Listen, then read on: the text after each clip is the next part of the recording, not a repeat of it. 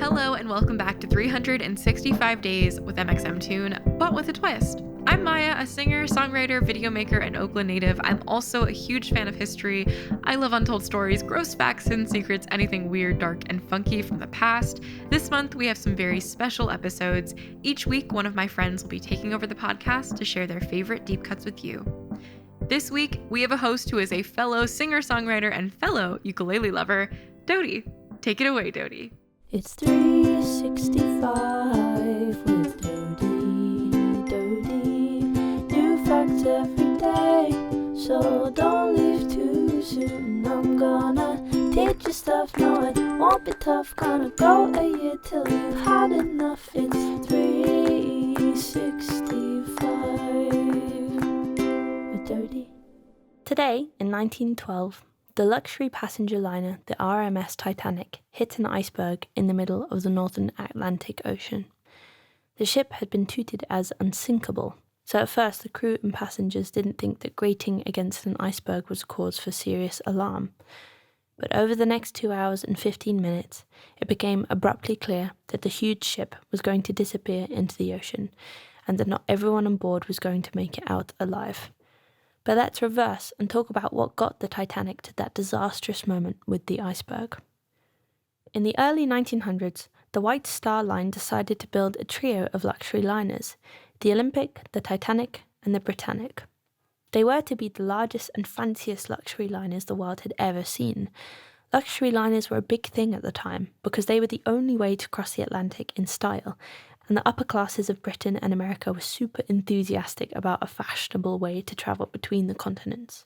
Of course, it wasn't only the wealthy on board the ships. People from all social classes were eager to cross the ocean to America, and though the Titanic and her sisters were primarily touted as luxury liners, they also had second and third class accommodations in addition to the highly advertised first class staterooms. Construction of the ship began in 1909. The Titanic and the Olympic were constructed side by side by over 15,000 workers. Though the ship's construction was highly celebrated, in some ways it foreshadowed the disaster to come. 8 workers lost their lives while building the ship. The Titanic ended up being the largest ship ever built, 230 meters long, 25 stories high, and weighed a whopping 46 million kilograms. That's over 100 million pounds. The unsinkable moniker wasn't just an advertisement. The builders of the ship really believed it was unsinkable because the engineers had created watertight compartments in the boiler rooms. The engineers created 16 watertight compartments that could each be sealed off with watertight doors. The ship could stay afloat with up to 4 of these compartments flooded, but not 5 or more. The engineers could not envision a scenario in which more than 4 of the compartments would become flooded. Therefore, the ship was deemed unsinkable. Alas, the specific way that the Titanic hit the iceberg rendered the watertight compartments useless. During the designing and construction of the ship, no one had thought of a scenario wherein the ship would scrape along the side of an iceberg and have so many compartments, 6 in total, become flooded. The water rose so high so quickly that the bulkheads could not contain it, and it began to flood the rest of the ship.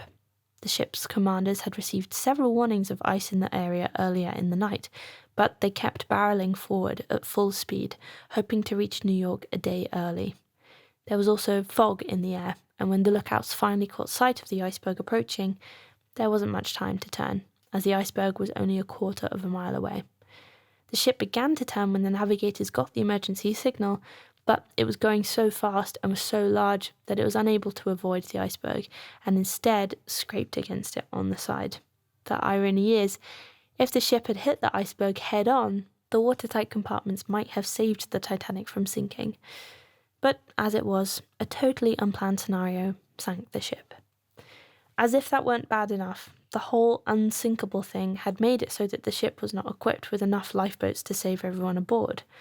The builders were so convinced that the ship was unsinkable, and so convinced of their own supremacy in engineering, that they considered giving the ship the correct number of boats an insult to their ego as masters of industry.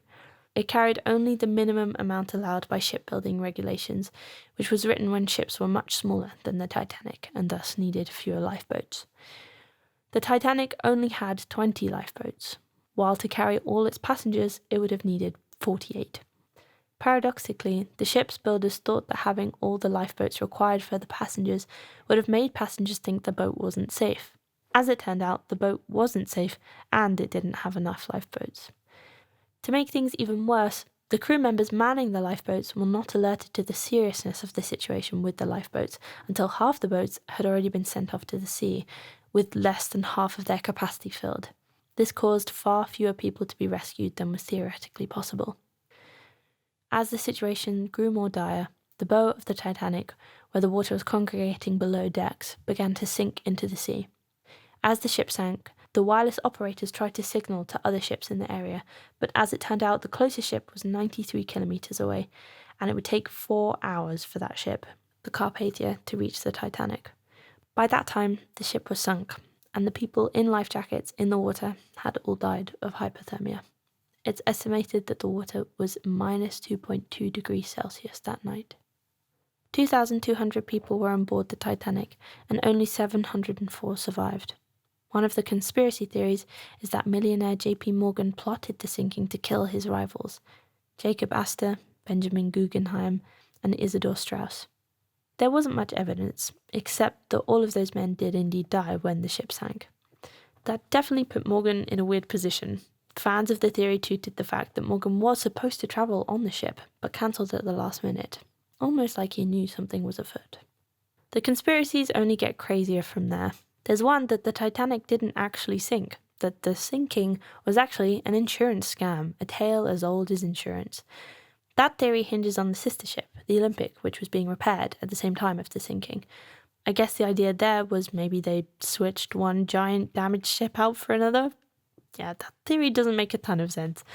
If you're into the supernatural, you might like one of the most mythical theories, that a mummy's curse sank the ship. This one was based off the fact that one of the ship's passengers was a peddler of mummy curse theories throughout Europe, and multiple surviving passengers recalled him telling mummy curse stories in the ship's common areas. Honestly, that seems more likely than an insurance scam. As with many disasters of seemingly impossible circumstances, conspiracy theories quickly developed about the ship and its sinking. In 1997, James Cameron undertook the heroic effort to both make an accurate historical biopic of the sinking of the Titanic, listen to our March 26th episode for more on his journey to the bottom of the sea to film, while giving it a love story to appeal to modern audiences emotionally. Though Rose DeWitt-Bukater and Jack Dawson were both fictional, there were certainly many young women of Rose's social stature and many more young men trying to scrape their way to America to create a new life. The movie lovingly depicted the tragedy of such a massive loss of life in such a traumatic manner. Today, in 2018, Beyonce became the first black woman to headline the Coachella Music and Arts Festival at the Empire Polo Club in Indio, California. Always a pioneer, Beyonce's performance on that day became the most watched performance ever on YouTube. The show was lauded as historic and groundbreaking. Today, people still reverentially refer to the performance as Beychella. Eventually, the performance is released as part of Homecoming, Beyonce's Netflix original concert film. Time for a fact from me on what I was doing on an April 14th, sometime in my life. Let's have a look. Okay, wow, I just found a screenshot from Facebook Memories, and it's a status that I put on the 14th of April 2010, so 11 years ago. That said, I heart performing. I hope it is my life one day. Isn't that so sweet? Performing is my life. Today is the day. All the days. Yeah, so sweet. I definitely posted a lot on Facebook, my dreams and my wishes for being a part of music and the stage. So yeah, pretty cool to see that and have my younger self just wailing online. It's got 10 likes though, so, pretty famous even back then. Come back tomorrow for more weird and funky facts, and please subscribe on your favourite podcasting device. That's all from me. Thank you so much for having me, Maya. I love this podcast. I learned so much. I feel like you're probably a historian, font of all knowledge by now. Yeah, had such a good time. Thank you. Bye! It's 365 with Dodie. New facts every day, so don't leave too your stuff. No, it won't be tough. Gonna go a year till you've had enough. It's 360.